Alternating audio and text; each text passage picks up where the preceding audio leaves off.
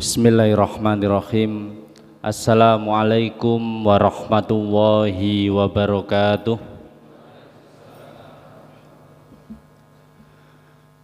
Innal hamdalillah nahmaduhu wa nasta'inuhu wa nastaghfiruh wa na'udzu billahi min sururi anfusina wa min sayyiati a'malina may yahdihillahu fala mudhillalah wa may yudlilhu fala hadiyalah. Asyhadu an la ilaha illallah wa asyhadu anna Muhammadan abduhu wa rasuluh. Yang kami hormati Ustadz Fatih Futoni, Magister Pendidikan. Yang kami hormati Bapak Pimpinan Ranting Muhammadiyah Payaman. Yang kami hormati Pimpinan Ranting Nasyiatul Aisyah yang pada malam hari ini telah menghadirkan Bapak Fatih Futoni di acara kajian rutin Rebonan.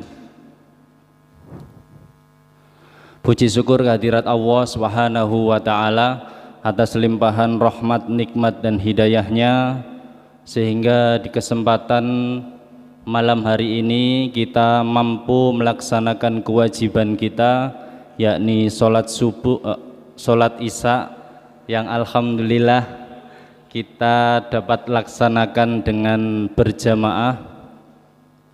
Salawat dan salam tetaplah kita haturkan kepada junjungan kita Nabi Muhammad Rasulullah Sallallahu Alaihi Wasallam. Bapak-bapak, ibu-ibu sekalian, momen pada malam hari ini mungkin sedikit agak berbeda karena memang pembicara pada malam hari ini tidak dari Payaman, dan alhamdulillah semoga pengajian pada malam hari ini dapat membawa wawasan tersendiri, ilmu pengetahuan baru bagi kita, dan marilah kita buka kajian rutin Rebonan pada malam hari ini dengan bacaan basmalah. Selanjutnya kami persilahkan kepada Ustadz Fatih Futoni untuk memulai kajian pada malam hari ini.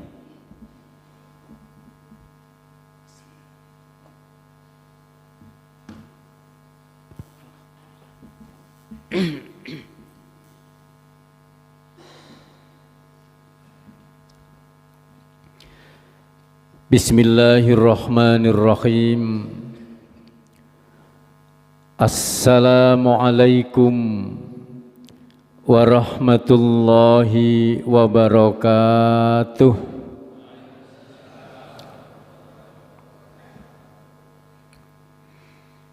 Innal hamdalillah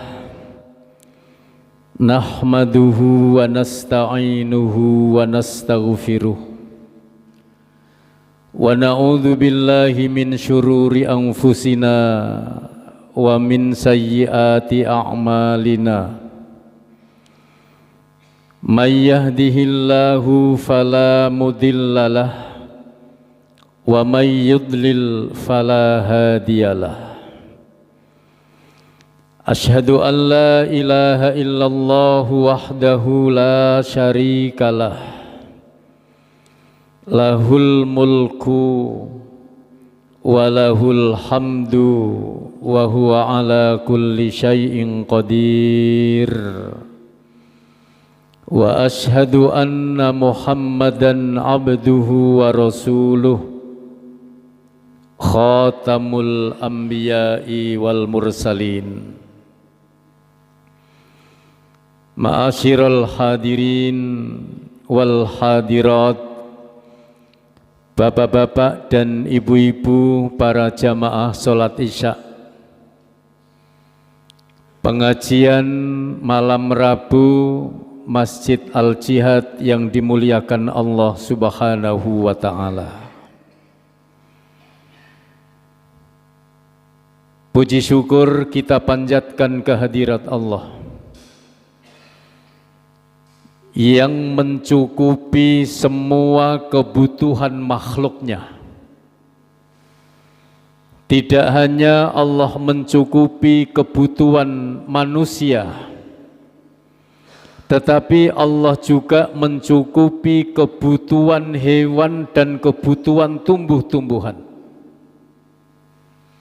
Bahkan di awal juz 12 Allah tegaskan, wa ma min dabbatin fil ardi illa 'alallahi rizquha. Tidak ada makhluk di muka bumi ini yang bergerak kecuali rizkinya itu sudah dicukupkan, sudah disiapkan oleh Allah Subhanahu wa ta'ala.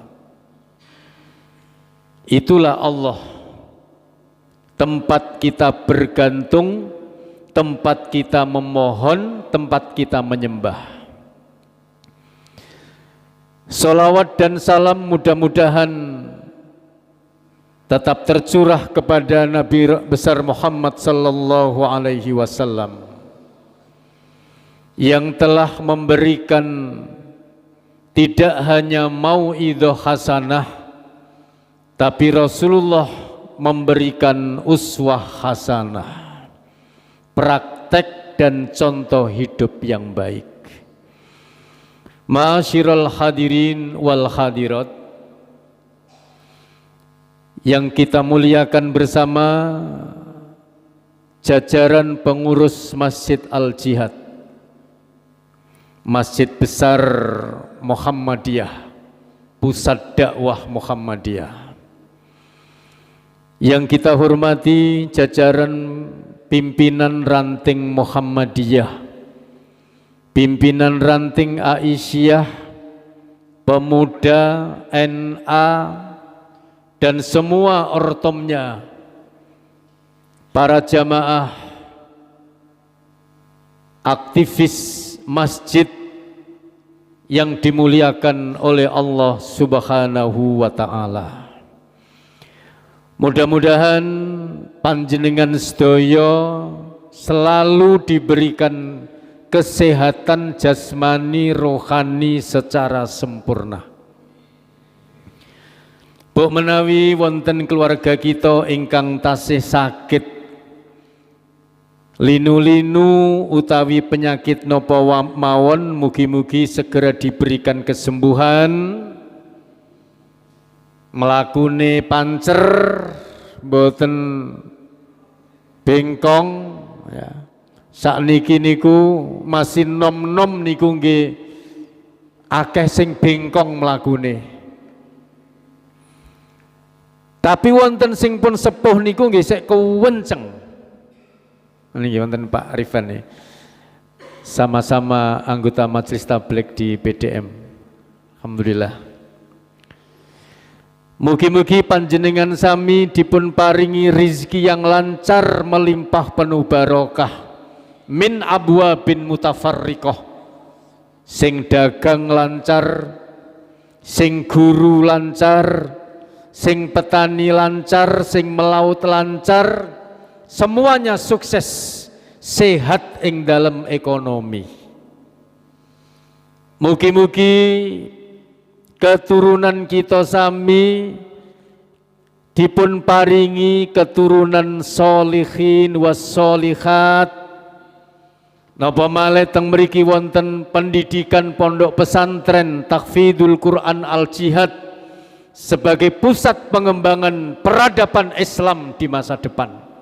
Jangan kecil hati. Terus dikembangkan, mempercayakan kepada pengelolaan pesantren Al-Jihad Tahfidzul Quran. Ini akan menciptakan kader-kader ulama Muhammadiyah, akan menciptakan kader-kader mubalek terbaik Muhammadiyah, akan menciptakan pemimpin-pemimpin besar di negeri ini. Tidak menutup kemungkinan hasil dari proses pendidikan di pesantren Al-Jihad. Amin ya robbal. Nah, kok cikir rapat setuju ngene lho? Setuju ta mboten? Sing duwe anak-anak dipercayakan di pesantrennya sendiri, dididik, didoktrin, diasuh, dibina 24 jam, jangan khawatir. Ada guru-gurunya di sini. Loh, gurunya gak teko pisan iki. Mulai dari pendidikan playgroup, percayakan. TK, percayakan. MI, Sanawiyah, Aliyah, di sini ada. Percayakan, mari kita bersinergi.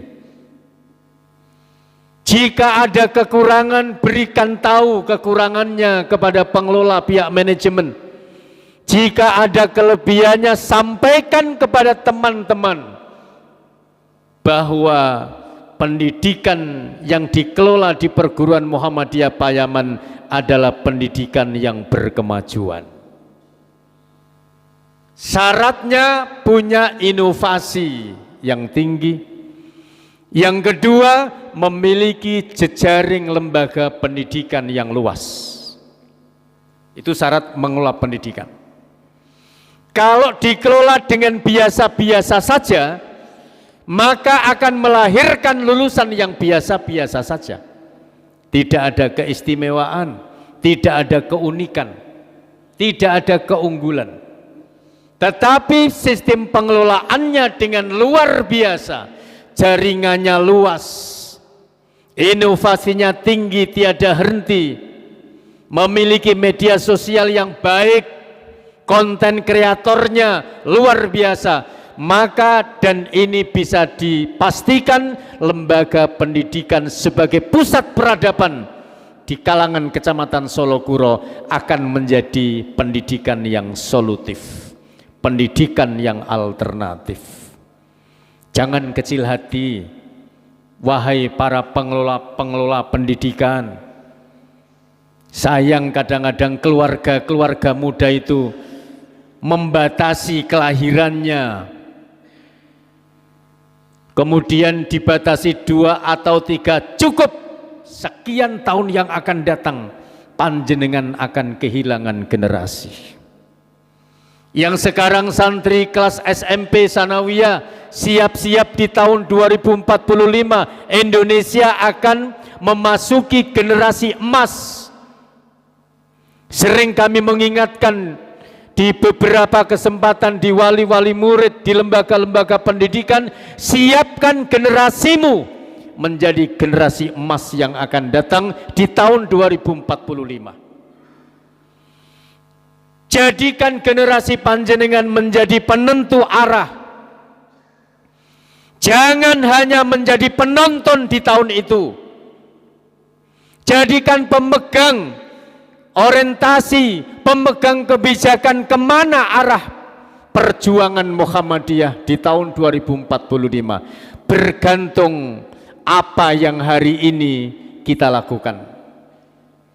Kalau hari ini anak-anak kita berhenti belajar, maka mereka hanya akan menjadi pemilik masa lalu. Tapi dorong mereka membaca hari ini, belajar dan belajar hari ini, pastikan mereka akan menjadi pemilik masa depan.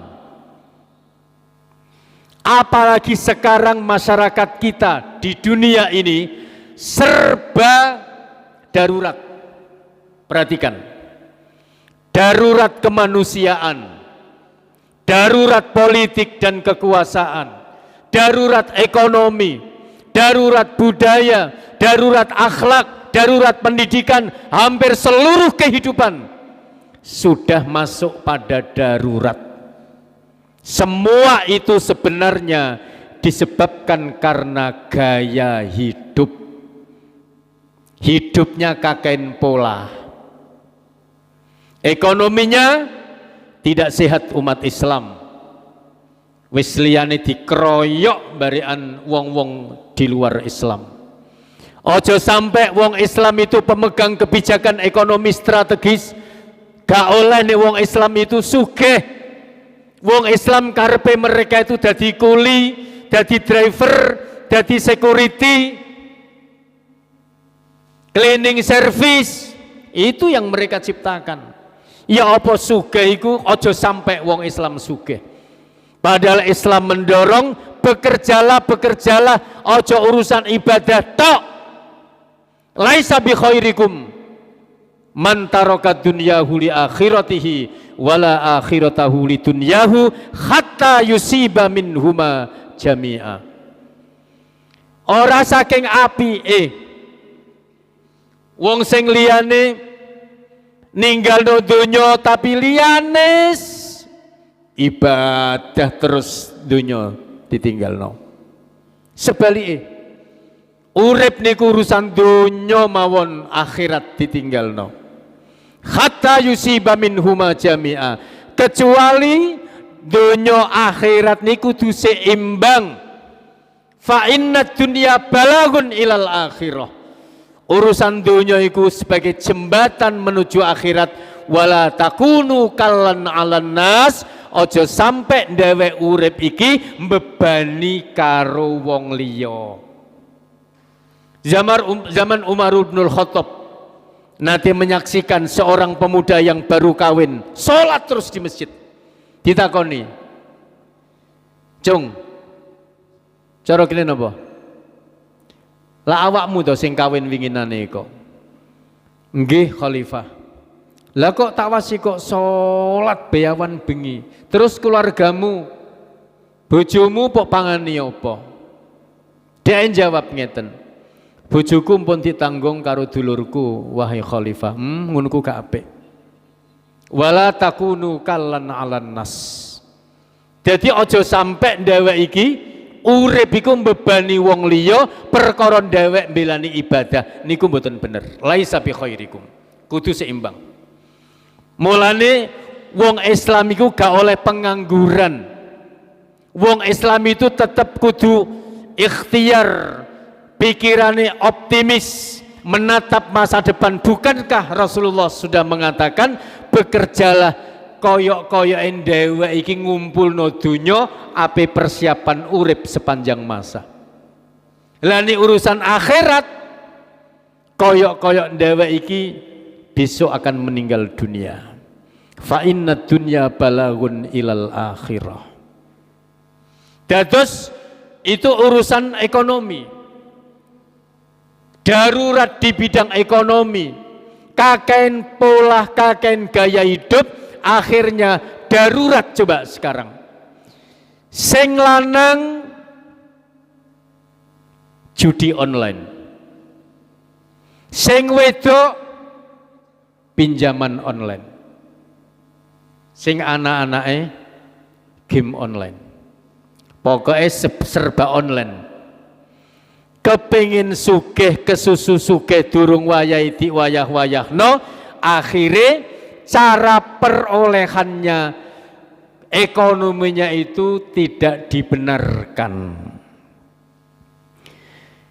Di Singapura itu ada gedung namanya Marina, itu hotel tingkat 75, itu ada kamarnya 4.500, itu Marina. Di situ pusat perjudian dunia. Selektif, orang Singapura tak boleh masuk. Di Kuala Lumpur, di bukit gunung paling tinggi di Malaysia, naiknya pun pakai kereta gantung di Highland. Itu ada kasino, pusat perjudian dunia. Mereka membatasi orang Malaysia tak boleh masuk di situ. Negara-negara yang lain silakan, dijaga oleh 3 polisi. Itu menjadi pusat adu nasib. Inilah sudah darurat perjudian, dan tidak hanya orang-orang tua, tapi darurat ini sudah memasuki pada usia-usia remaja. Darurat akhlak, pergaulan anak-anak seusia SMP.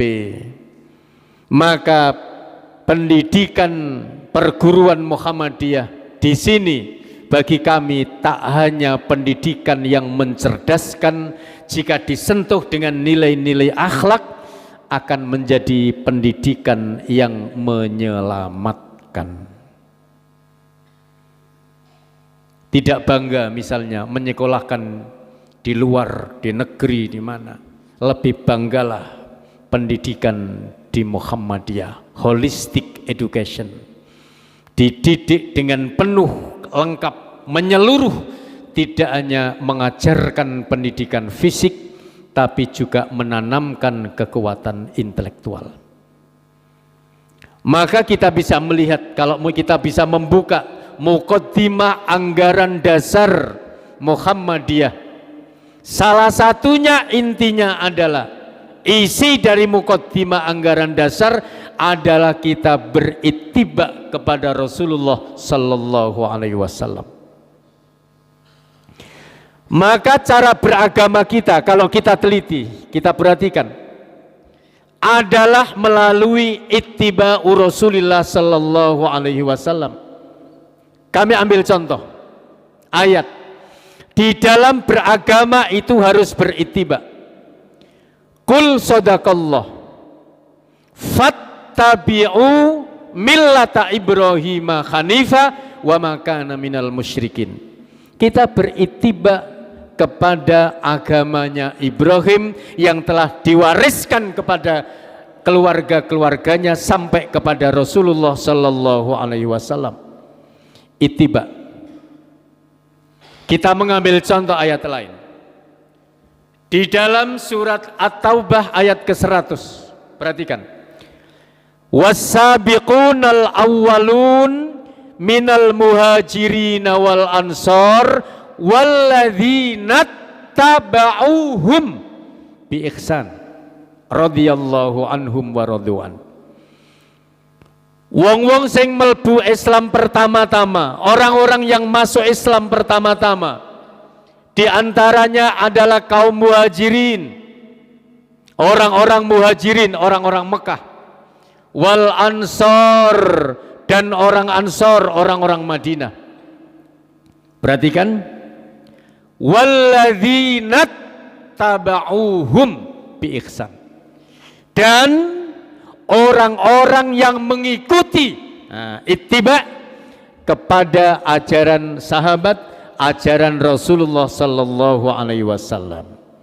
Ayat ini menetapkan bahwa syarat mendapatkan ridho dari Allah Subhanahu wa ta'ala ada 3 menurut ayat ini.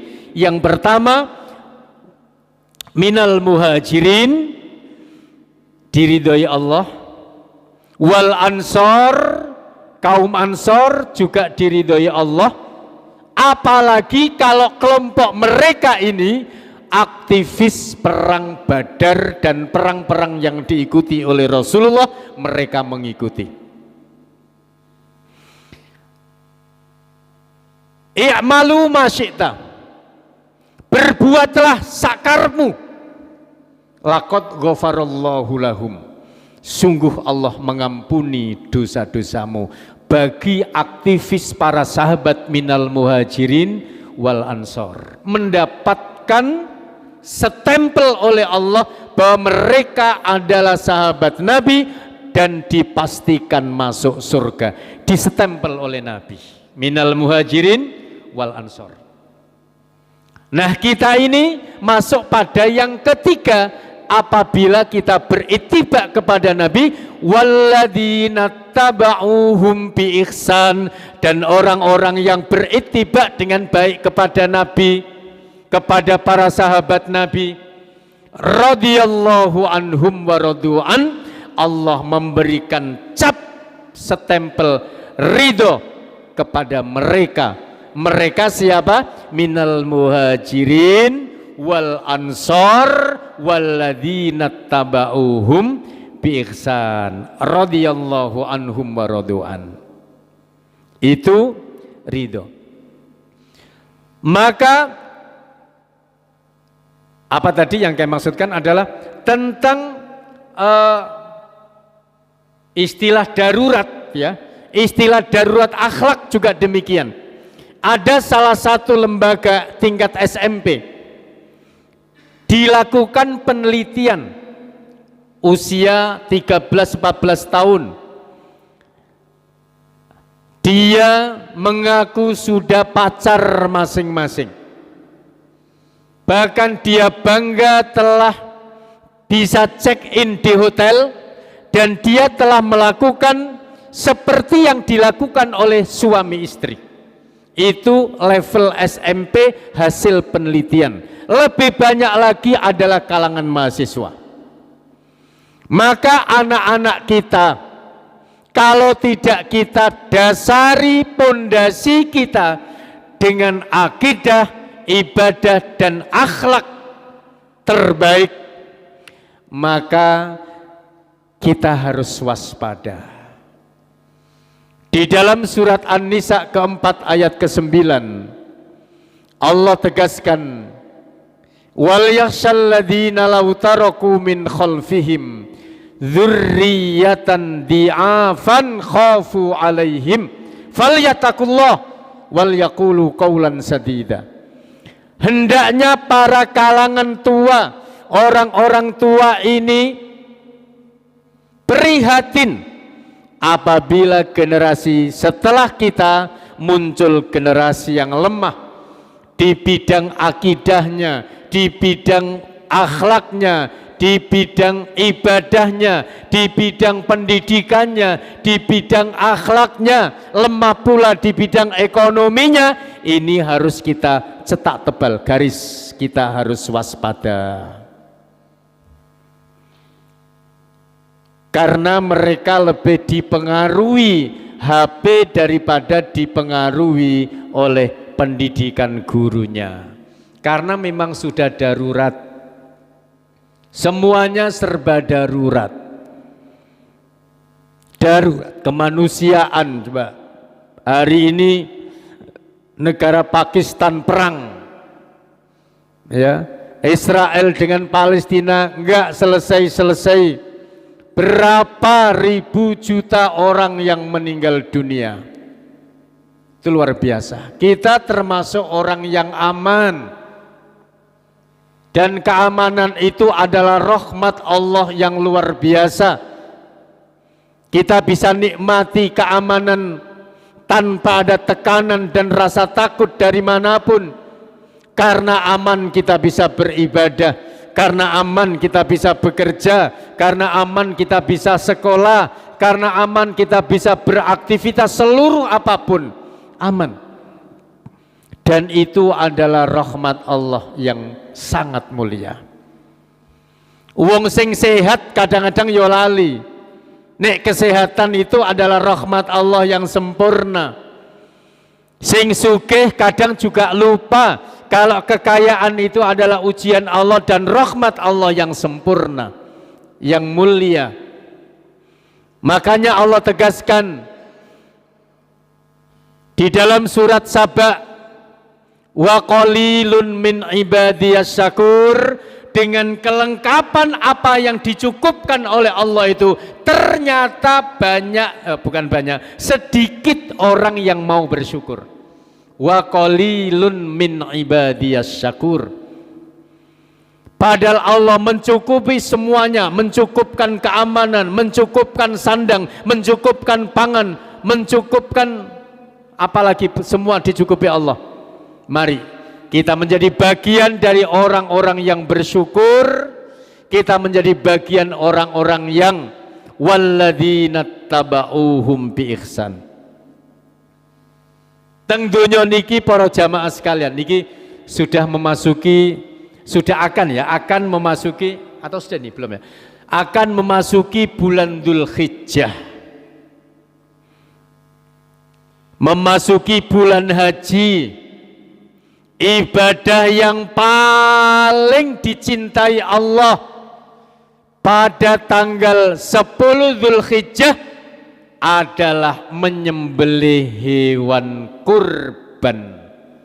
Itu amalan yang paling dicintai oleh Allah dan dijamin dosa-dosa kita diampuni sebelum hewan kita darahnya mengalir ke tanah. Kalau orang-orang haji hari ini sudah berangkat tanggal 19 kemarin, mereka berangkat diberikan kesempatan diangkat derajatnya oleh Allah, diberikan kesempatan labbaik Allahumma labbaik, labbaik la syarika laka labbaik, innal hamda wan ni'mata walakal mulk la syarika lak. Itu kesempatan bagi saudara-saudara kita yang berkesempatan menunaikan ibadah haji. Mereka tidak lain tujuannya adalah membersihkan dosa-dosa yang kita lakukan ini. Kita yang belum berkesempatan, ada kesempatan ini di tanggal 10 Dzulhijjah, ambil itu. Apabila punya kelebihan rizki, bahkan salah satu Imam Malik mengatakan, apa syaratnya kurban? Jika hari itu punya kelebihan atas kecukupan, sisa dari kecukupan pada hari 10 Dzulhijjah itu, dia wajib mengeluarkan kurban. Sapi 7 orang, kambing 1 orang. Serahkan kepada Allah bahwa semua itu adalah hewan dan miliknya Allah. Inna lillahi. Biasanya kalimat innalillah hanya untuk orang kematian ya. Inna lillahi, kami sesungguhnya dan semuanya ini adalah milik Allah, termasuk harta benda kita, termasuk kambing dan sapi yang di kandang-kandang itu semuanya adalah milik Allah. Tanggal 10 Dzulhijjah serahkan sebagian untuk Allah. Makanya doa para penyembelih diajarkan dalam syariat Islam, Allahumma hadza minka wa ilaika wa taqabbal minna.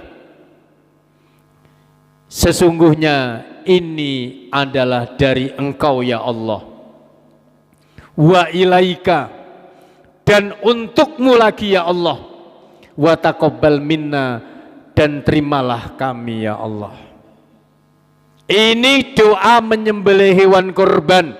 Dan tanggal 10 Dzulhijjah mari beramai-ramai kita nuntun wedhus sing duwe wedhus akeh, nuntun sapi sing duwe sapi akeh. Itu adalah ibadah yang paling dicintai. Allahumma hadza minka wa ilaika wa taqabbal minna kama taqabbal Ibrahim khaliluka ya Allah ya Rabbal alamin. Seperti halnya engkau menerima ibadahnya Nabi Ibrahim, syariatnya Nabi Ibrahim alaihi salatu wassalam. Karena di muka bumi ini para jamaah sekalian, mun dalu to niki. Para jamaah sekalian, teng donya niku kan diuni oleh 4 golongan mawon, tidak ada yang lain. Golongan yang pertama adalah abdun yarzuqullahu malan wa yarzuquhu ilman. Ini kelompok hada khairul manazil. Ini sebaik-baik pemberian Allah. Seorang hamba sing diparingi harta benda plus diparingi ilmu. Jadi ana wong teng donya niki sugih campur pinter. Wonten niki kelompok sebaik-baik manusia. Sugih terus pinter. Mergo kekayaane iku dipegang wong sing duwe ilmu, maka dia selamat. Ada hak di situ untuk orang miskin, anak yatim. Ada hak di situ tanggal 10 Dzulhijjah untuk kurban. Itu mergo dipegang hartanya oleh orang yang berilmu. Ini sebaik-baik makhluk sing menghuni teng donya niki. Abdun yarzuqullahu malan wa yarzuquhu ilman. Sewugih ne pinter, seweneng dengan ilmu, memberikan infak untuk kegiatan majelis ilmu karena dia paham bahwa majelis ilmu di dunia itu adalah raudhatun min riyadil jinan. Majelis ilmu kados ngeten niki kata Nabi adalah taman di antara taman-taman surga di dunia. Besok ora iso mlebu taman swarga teng akhirat sebelum mlebu taman swarga teng dunya. Wa majalisul ilmi fid dunya adalah raudhatun min riyadil jinan. Taman swarga teng dunya niki ya majelis ilmu ngeten niki. Dan majelis ilmu itu adalah jalan menuju swarga. Kelompok yang kedua, penghuni teng dunya terbaik kedua adalah abdun yarzuqullahu ilman walam yarzuqhu malan. Ana wong sing pinter tapi boten sugih. Sing silap sugih pinter, sing nomor loro pinter tapi boten sugih. Mergone duwe ilmu senajan gak duwe harta benda, dheweke ngomong ngeten. Cah umpamane aku sugih ngono ya, amal kaya wong sing duwe harta. Aku andai kata punya harta benda, hartaku tak amal no iki, tak gawe sedekah ini, angger ya besar aku korban.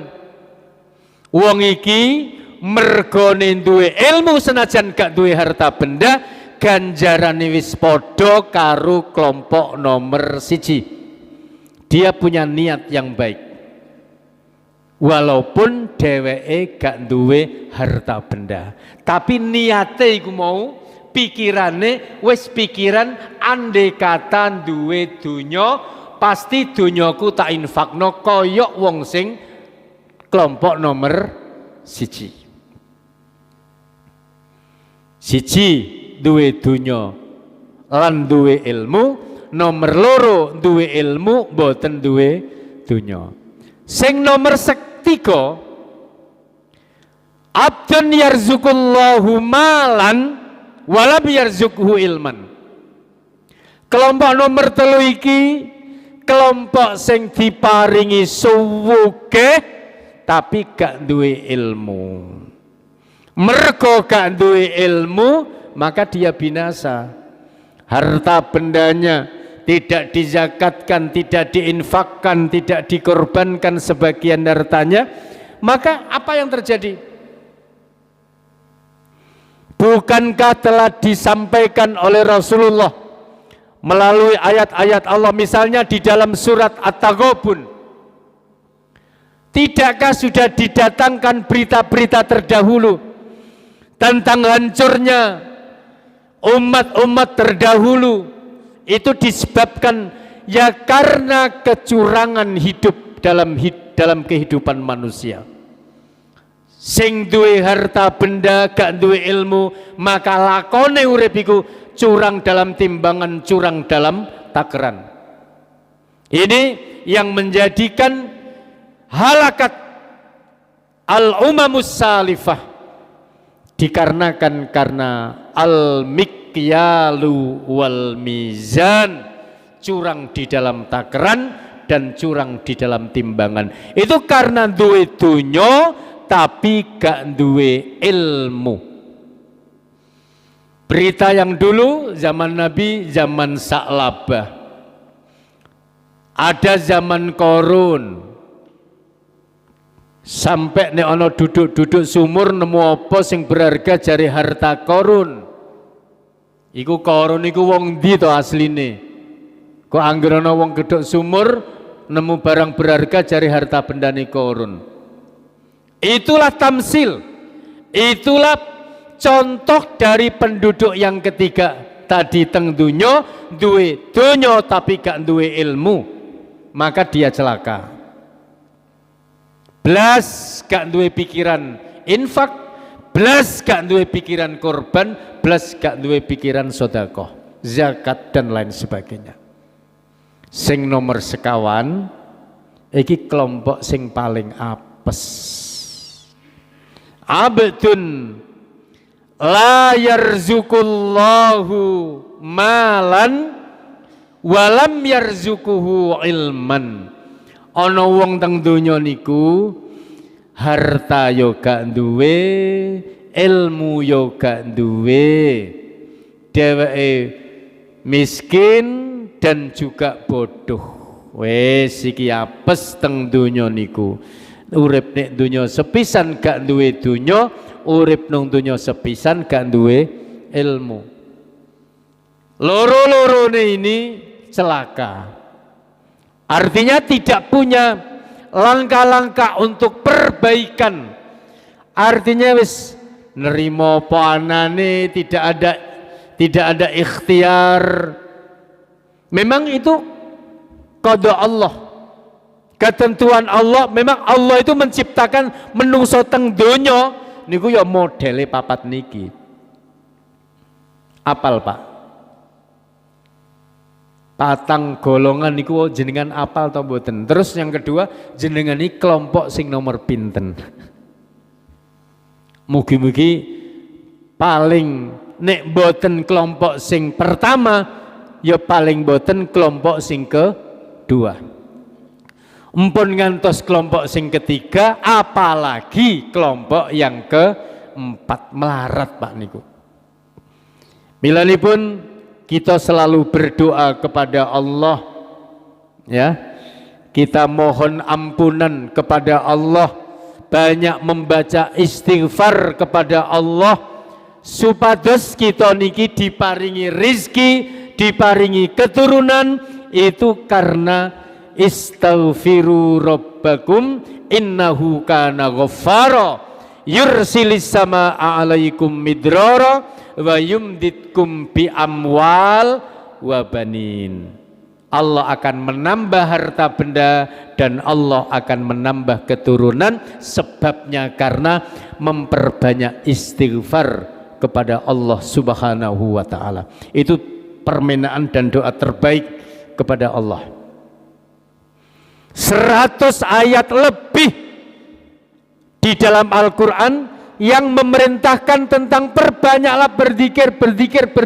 Itu 100 ayat lebih.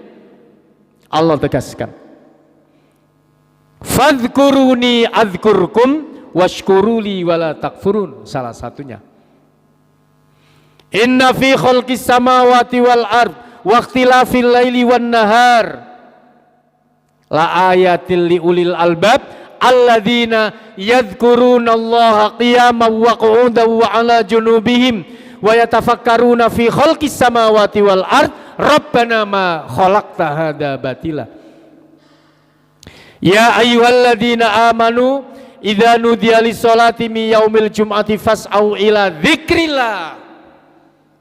100 ayat lebih dalam Al-Quran yang memerintahkan untuk berzikir. Sehabis sholat, perintah pertama doa apa zikir? Zikir, bukan berdoa.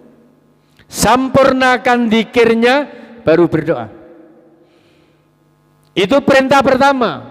Bukan mendahulukan doanya baru berzikir, tapi sesungguhnya doa dikabulkan karena Allah mendapatkan pujian. Di antaranya wajib seorang anak, baik yang masih punya orang tua meninggal atau sudah masih hidup, Rabbighfirli wali walidayya warhamhuma kama rabbayani shaghira. Wajib sebelum memohon yang lain, karena ini bagian dari miftahud doa, muqaddimatud doa. Jadi donga itu harus ada pembukaan doa, harus ada isi doa, dan harus ada penutup doa. Apa sih perkara isine terserah jenengan. Jadi pembukaan doa itu istighfar, mendoakan orang tua. Bahkan kata Anas bin Malik, ya, bocah cilik yang dititipkan oleh ibunya kepada Rasulullah, Anas bin Malik sampai ngerti banyak sekali hadis yang diriwayatkan oleh Anas bin Malik karena sejak kecil hidup bersama beliau. Kata Anas bin Malik, jika doa itu dimulai dengan pembukaan maka Allah akan mengabulkan. Allahumma inna nas'aluka bi anna lakal hamda la ilaha illa antal mannan badi'us samawati wal ard ya hayyu ya qayyum ya rabbal alamin. Misalnya berdoa, baru kemudian isi doa ditutup dengan doa wa sallallahu ala nabiyyina Muhammadin atau solawat Nabi. Orang Muhammadiyah juga harus pinter dan membaca solawat, jangan anti solawat. Bahkan Nabi mengatakan doa malaikat Jibril yang diaminkan Nabi, jika ada orang yang mendengar nama Nabi walam yusolli alaika, dan tidak bersolawat kepadamu Muhammad, kata malaikat Jibril, rohima anfu abdin, celaka seseorang nek keringi Nabi Muhammad disebut kemudian tidak membaca solawat. Termasuk solawat Nabi ini adalah untuk penutup doa sebagai jaminan doa kita diterima oleh Allah Subhanahu wa ta'ala. Ini Nabi. Milanipun para jamaah sekalian, sebagai penutup pengajian malam hari ini, Nabi itu kita harapkan memberikan syafaat kepada kita, memberikan rekomendasi.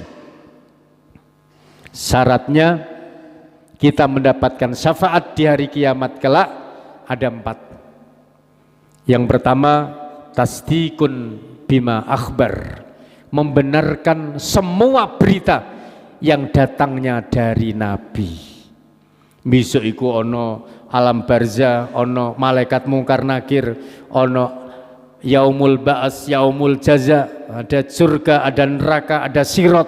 Itu kita percaya walaupun masih gaib. Itu dari Nabi kita percaya.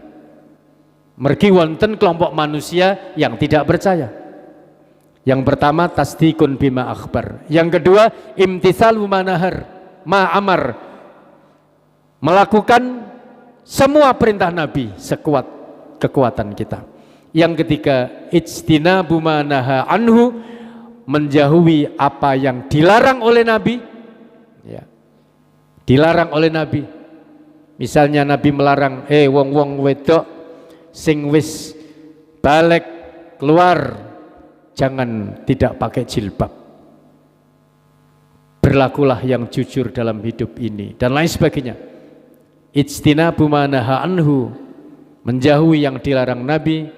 Dan yang terakhir adalah wa alla yu'badallahu illa ma syara'a, kita tidak beribadah kepada Allah illa ma syara'a, kecuali yang disyariatkan saja. Untuk ibadah hati-hati, jangan beribadah kecuali ada perintah. Tapi urusan muamalat jangan macam-macam kecuali yang berlakulah, berbuatlah segala sesuatu muamalat kecuali yang dilarang. Inilah kaidah dalam Islam untuk urusan ibadah, karena kita takut di dalam urusan-urusan bid'ah, membuat baru di dalam urusan ibadah. Sekali lagi, di dalam urusan ibadah. Kalau urusan muamalat bebas melakukan. Demikian pengajian pada malam hari ini. Ini ada khusus petugas doa atau baik. Kami akan doakan sekalian sebagai penutup pengajian Rebuan pada malam hari ini. Alhamdulillahirabbil alamin. Wassalatu wassalamu ala asyrafil anbiya'i wal mursalin wa ala alihi wa ashabihi ajma'in walhamdulillahi rabbil alamin. Allahumma inna nas'aluka bi anna lakal hamda la ilaha illa antal mannan badi'us samawati wal ard dzul jalali wal ikram ya hayyu ya qayyum ya Allah ya Razzaq ya Alim ya Rabbal alamin ya Rahman ya Rahim. Allahumma inna nas'aluka imanan la yartad wa na'iman la yanfad wa murafaqata Muhammadin sallallahu alaihi wasallam fi a'lal jannah. Allahumma subba alaina al-khaira subba wa la tanji' salihah ma a'taitana abada waj'alna fil ardi jadda wa la taj'al ma'isyatana kadda. Allahumma yassir umurana kullaha wa wasi' arzaqana wa aksin a'malana birahmatika ya arhamar rahimin. Allahumma tawwil umrana wa yassir umurana wa aksin a'malana warzuqna salamatan wa afiatan fid dini wad dunya wal akhirah. Allahumma anzil alaina ma'idatan minas sama takunu lana 'idan li awwalina wa akhirina wa ayatan mink warzuqna wa anta khairur raziqin. Allahumma ij'al dzurriyyatana salihin wa 'ala na'maika syakirin wa 'alal khairati raghibin wa 'ala salawatihim khafidin wa lizakati fa'ilin wa fi amwalihim wa anfusihim mujahidin. Rabbana hab lana min azwajina wa dhurriyyatina qurrata a'yun waj'alna lil muttaqina imama. Rabbana atina fid dunya hasanah wa fil akhirati hasanah wa qina adzabannar. Wa sallallahu ala nabiyyina Muhammadin wa ala alihi wa ashabihi ajmain walhamdulillahi rabbil alamin. Assalamualaikum warahmatullahi wabarakatuh.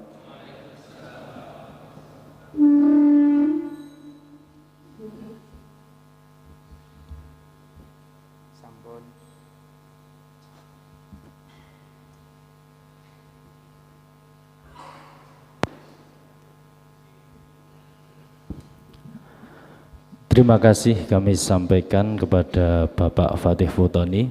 Alhamdulillah banyak ilmu baru yang dapat kita ambil pada malam hari ini. Banyak motivasi yang beliau sampaikan. Dan marilah kita tutup acara pada malam hari ini dengan bacaan hamdalah. Alhamdulillahirabbil alamin. Terima kasih. Assalamualaikum warahmatullahi wabarakatuh.